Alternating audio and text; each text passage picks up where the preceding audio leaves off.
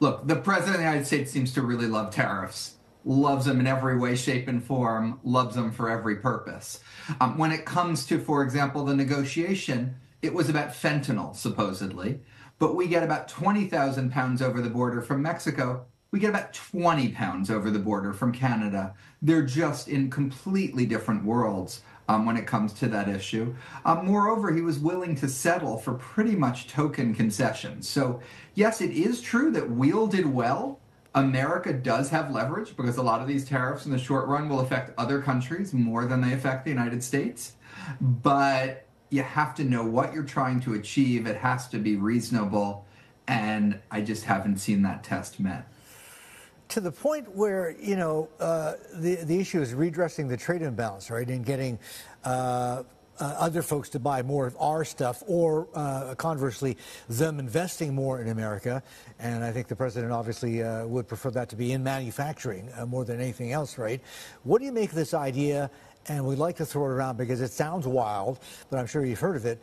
Potentially, a grand bargain with China, which would include names like, let's say BYD being drawn in and allowed to invest in a factory in the United States to make cars. Is that too wild, or is that in the realm of possibility under Trump? Right. I'd love to see more foreign direct investment in the United States, including foreign direct investment from China. Once upon a time, the United States could think that we knew everything and we didn't really need anything from anyone else. That's just not true anymore. China knows an awful lot of stuff about making electric cars that we don't know. We would benefit from that FDI in the same way that, emerging markets around the world benefit from American FDI and the knowledge that comes with it. So I'd love it if that were the end game here. That's not what I'm seeing from the administration, but you never know.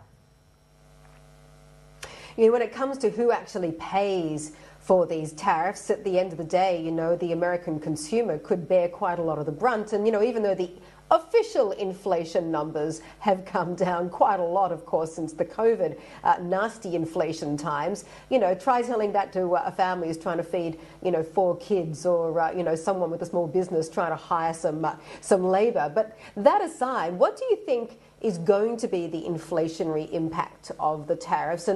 And as a result, what will the Fed have to do in reaction? Yeah, so first of all, Americans pay a lot of the tariffs. Maybe the exchange rate offsets some of that, but then there's some retaliation from other countries that neutralizes some of that exchange rate effect.